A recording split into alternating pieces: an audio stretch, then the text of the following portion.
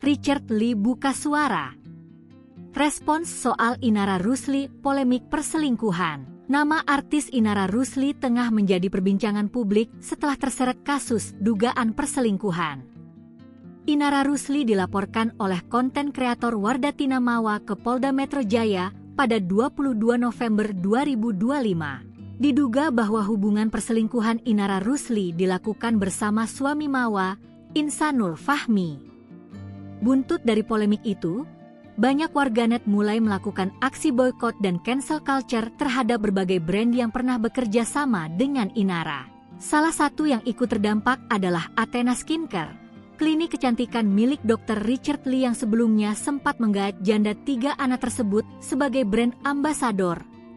Derasnya komentar dan desakan publik membuat kolom komentar YouTube Richard Lee dipenuhi pertanyaan.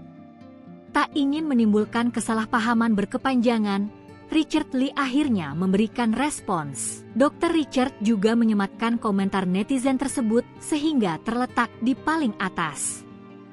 Pria kelahiran Medan, 11 Oktober 1985 menegaskan kontrak kerja antara Athena dan Inara Rusli sudah lama berakhir.